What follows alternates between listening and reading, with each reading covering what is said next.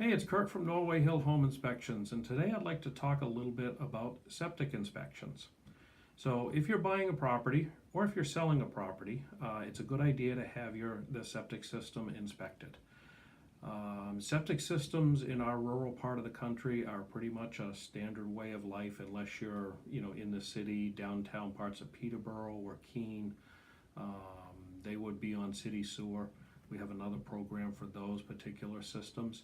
But if you're on a septic system, a couple of things that we are looking for when we start to do the inspection.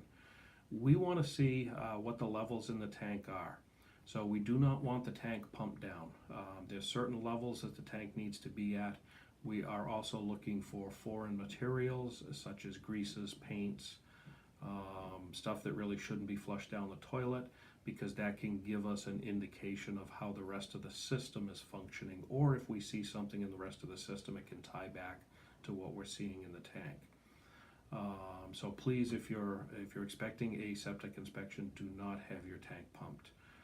We can always leave it open so you don't have to re-dig it up if you're going to pump it right after the inspection. Some of the other things that we're going to look at, we want to see the inlet baffle and the outlet baffle, and they have two distinct functions. The inlet baffle is designed to force your solids down into the bottom of the tank and to prevent a wave from working its way across from one side of the tank to the other. The outlet baffle's job is to keep nothing but the gray water going out into the leaching system. So it will keep the scum layer on the top and the solid layer on the bottom from entering the outlet pipe and contaminating the leach field. After we leave the septic system, after we leave the septic tank, we will head out into the leach field. Now, some leach fields have a distribution box, others do not. So we'll try and ascertain the type of system that you have and whether there is a distribution box and what its condition is. One of the most common items that we find is a deteriorated distribution box. The gases from the septic system are not venting properly, and they will combine in this little concrete chamber, and the gases will deteriorate the chamber. So that's one of the areas that we really want to look at good with the camera and open up if we feel a need to.